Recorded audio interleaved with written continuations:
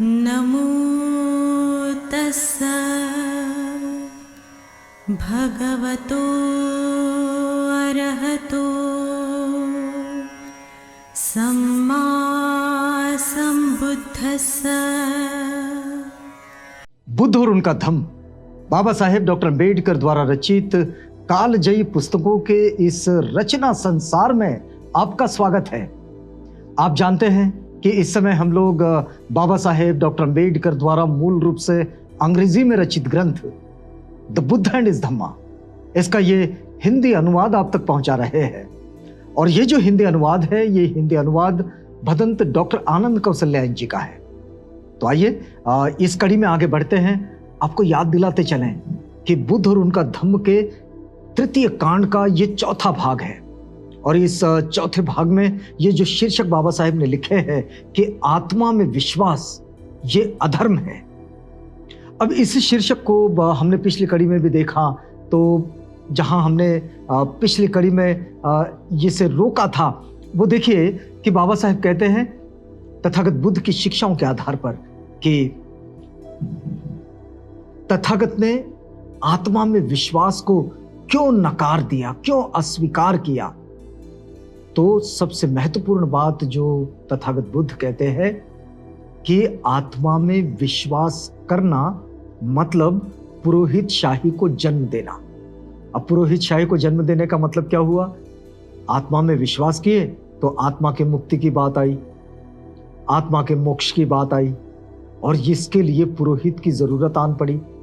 ये जो चीज है, तो बाबा साहेब इस बात को अपने इस बुद्ध और उनका धम्म में लिखते हैं और तथागत बुद्ध के हवाले से लिखते हैं कि ये जो पुरोहित है, इस पुरोहित की स्थापना ही इसके कारण होती है। इसको दूसरे अर्थों में समझिएगा कि पुरोहित ने अपनी स्थापना को मजबूत बनाने के लिए आत्मा की स्थापना को विकसित कर दिया। तो ये भी एक बात है और ये भी एक मतों का प्रवाह है जिसे समझना बहुत जरूरी है। आइए अभी इस कड़ी में आगे बढ़ते हैं। बाबा साहेब लिखते हैं कि इन्हीं सामान्य तर्कों के कारण कहा जाता है कि तथागत बुद्ध ने आत्मा के बारे में अपना कोई निश्चित मत अभिव्यक्त नहीं किया। कुछ दूसरे लोगों का कहना है कि उन्होंने आत्मा के सिद्धांत का खंडन नहीं किया, और कुछ औरों ने यह भी कहा कि तथागत बुद्ध हमेशा इस प्रश्न को बचा कर ले जाते थे। तथागत बुद्ध पर यह आक्षेप भी किया जाता है कि उन्होंने आत्मा के सिद्धांत का, उसके विचार का खंडन नहीं किया, पुरजोर विरोध नहीं किया। ये भी कहते हैं लोग ये भी कहते हैं कि तथागत बुद्ध आत्मा की बात जब आती है तो उससे बच जाते हैं, उससे जरा हट जाते हैं, उसको बगल दे देते हैं। ये सभी मत एकदम गलत है। बाबा साहब क्या लिखते हैं कि जो लोग ये मानते हैं कि तथागत बुद्ध ने आत्मा के विचार का खंडन नहीं किया, ये मत बिल्कुल गलत है। बाबा साहब लिखते हैं कि ये सभी मत एकदम गलत है, क्योंकि महाली को तथागत बुद्ध ने स्पष्ट रूप से निश्चित शब्दों में यह कहा था कि आत्मा नाम का कोई पदार्थ नहीं है। ऐसा कोई मैटर नहीं है, ऐसा कोई पदार्थ नहीं है जिसको आत्मा कहा जाए, क्योंकि आत्मावादियों की यह धारणा है, यह मान्यता है कि आत्मा ये शरीर में ही रहने वाला एक पृथक पदार्थ है। उसका शरीर से एक अलग अस्तित्व है और वो शरीर के भीतर ही रहता है, तब भी शरीर से अलग होता है। ये जो मान्यता है, तथागत ने इसी बात को यहां महाली को जब इस बात को समझाए तो उन्होंने कहा कि आत्मा नाम का कोई भी पदार्थ नहीं है, इसलिए आत्मा के संबंध में तथागत का मत ये अनात्मवाद कहलाता है। पूरी दुनिया में इसी नाम से तथागत बुद्ध के मत को जाना और पहचाना भी जाता है। तो देखिए कि आत्मा के विरुद्ध सामान्य तर्क के अतिरिक्त तथागत बुद्ध ने विशेष तर्क भी दिया है, जो उनके अनुसार आत्मा के सिद्धांत के लिए एकदम मारक तर्क था। तथागत बुद्ध ने बड़े ठोस तर्क दिए हैं जब वो आत्मा के सिद्धांत को अस्वीकार करते हैं। आत्मा के अस्तित्व की स्थापना के मुकाबले में तथागत बुद्ध का अपना सिद्धांत था नाम रूप का सिद्धांत। आत्मा के सिद्धांत के खिलाफ तथागत बुद्ध का अपना सिद्धांत था, और वो सिद्धांत था नाम रूप का सिद्धांत। यह नाम रूप का सिद्धांत विपज्यवाद द्वारा परीक्षण का परिणाम है और मानव व्यक्तित्व अथवा मानव के बड़े ही सूक्ष्म कठोर विश्लेषण का यह परिणाम है। तो नाम रूप एक प्राणी का सामूहिक नाम है। नाम और रूप जो है यह किसी भी प्राणी का एक सामूहिक नाम है कि यह नाम रूप है। अब यह क्या है? तो देखिए कि तथागत बुद्ध के अनुसार हर प्राणी कुछ भौतिक तत्वों तथा कुछ मानसिक तत्वों का सम्मिश्रण है, उसका परिणाम है। फिर एक बार समझ लीजिएगा कि तथागत क्या कहते हैं कि प्रत्येक जीव, प्रत्येक प्राणी ये कुछ भौतिक तत्व और कुछ मानसिक तत्व, इन दोनों के सम्मिश्रण का परिणाम है। वे भौतिक तथा मानसिक तत्व बौद्ध साहित्य में तथागत बुद्ध की भाषा में स्कंद कहलाते हैं।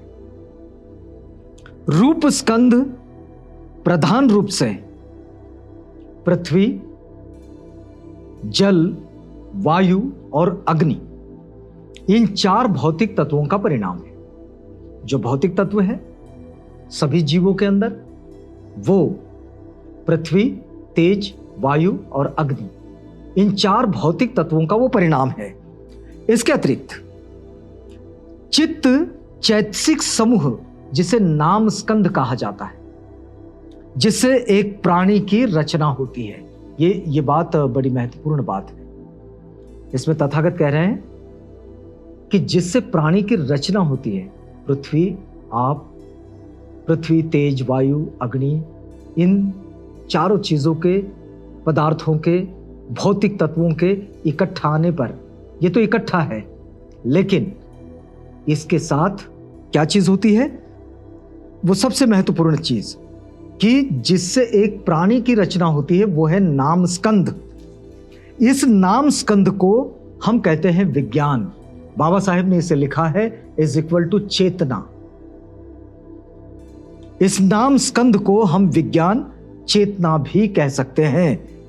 यूं इस नाम स्कंद के अंतर्गत वेदना, छह इंद्रिय तथा उनके विषयों के संपर्क में उत्पन्न होने वाली जो अनुभूति है, हमारे जो इंद्रिय हैं, इन इंद्रियों के स्पर्श से यहां जो अनुभूति होती है वो है वेदना।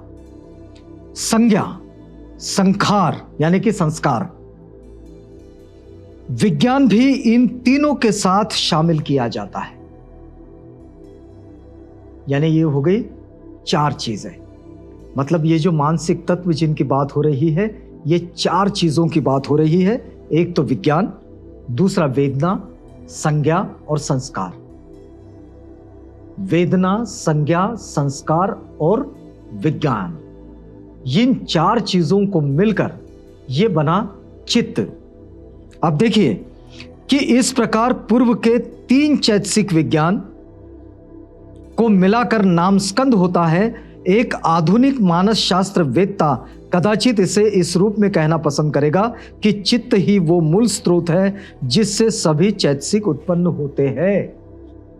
आज का कोई भी जो मानस शास्त्र का विज्ञानी है, संशोधक है, उस पर रिसर्च करने वाला है, उस पर शोध करने वाला है, वो इस बात को समझेगा कि चित्त से ही सारे चैतसिक उत्पन्न होते हैं और इसी का विशेष नाम ही चित्त हो जाता है। तो विज्ञान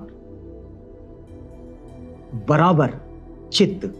बाबा साहेब लिखते हैं विज्ञान इज इक्वल टू चित्त, किसी भी प्राणी का केंद्र बिंदु है। और यही बात तथागत की शिक्षाओं में मिलती है कि मन ही सबका प्रधान है, सब कुछ मन में ही, चित्त में ही उत्पन्न होता है। तो अब देखिए कि पृथ्वी, जल, अग्नि और वायु, इन चार तत्वों के सम्मिश्रण से विज्ञान उत्पन्न होता है। इन चार चीजों के सम्मिश्रण से विज्ञान उत्पन्न होता है। पृथ्वी, अग्नि, वायु ये सब इकट्ठा आ गए और जल, ये पृथ्वी, जल, अग्नि और वायु सब इकट्ठा आ गए। तो इन चारों के इकट्ठा आने से, इनके सम्मिश्रण से विज्ञान उत्पन्न होता है। तथागत बुद्ध द्वारा प्रतिपादित विज्ञान की उत्पत्ति के इस सिद्धांत पर एक आपत्ति उठाई जाती है। बाबा साहेब लिखते हैं कि तथागत बुद्ध का ये जो विज्ञान का सिद्धांत है, इस विज्ञान के सिद्धांत पर एक आपत्ति उठाई जाती है, एक ऑब्जेक्शन है, लोग आक्षेप लेते हैं। तो जो इस सिद्धांत के विरोधी है वे पूछते हैं कि विज्ञान की उत्पत्ति कैसे होती है।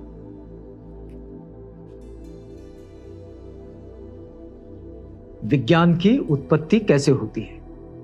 अब तथागत तो कहते हैं कि जब पृथ्वी, जल, वायु, अग्नि ये सब इकट्ठे होते हैं तो इनके सम्मिश्रण से विज्ञान उत्पन्न होता है। फिर वे पूछते हैं कि विज्ञान कैसे उत्पन्न होता है।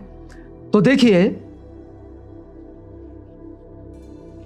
यह सत्य है कि आदमी के जन्म के साथ विज्ञान की उत्पत्ति होती है और आदमी के मृत्यु के साथ विज्ञान यानी कि चित्त का विनाश होता है। लेकिन साथ ही क्या यह कहा जा सकता है कि चित्त चार तत्वों के सम्मिश्रण का परिणाम है? यह बड़ा सवाल है कि क्या ऐसा माना जाए कि इन चार तत्वों चार जो तत्व हैं, इन चार तत्वों के सम्मिश्रण का परिणाम ही चित्त है? तो तथागत बुद्ध ने इसे इस रूप में नहीं कहा कि भौतिक तत्वों की सह स्थिति अथवा उनके सम्मिश्रण से चित्त की उत्पत्ति होती है। भगवान बुद्ध ने इस रूप में नहीं कहा है कि भौतिक तत्वों की सह स्थिति मतलब इनके इकट्ठा आने से चित्त की उत्पत्ति होती है। तथा एक महत्वपूर्ण बात कि तथागत ने इसे इस रूप में कहा है कि जहां भी शरीर या रूप काय है वहां साथ साथ नाम काय भी होता है। मतलब इस बात को ऐसे समझा जाए कि हम कोई बटन, स्विच जिसको ऑन करते हैं तो उसमें कहीं से बिजली आती नहीं है, होती है उसमें। बटन ऑन करने से बल्ब जल जाता है।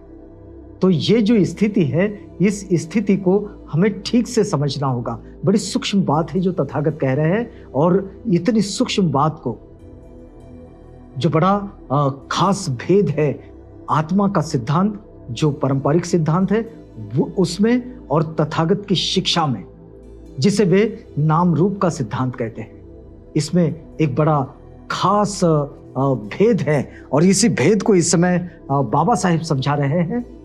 इस भेद को समझेंगे, लेकिन यहां हमें रुकना होगा। रुकते हैं इस वादे के साथ कि कल आपसे पुनः मिलेंगे जब हम इसी कड़ी में आगे बढ़ेंगे। तो तब तक के लिए हमें इजाजत दीजिएगा।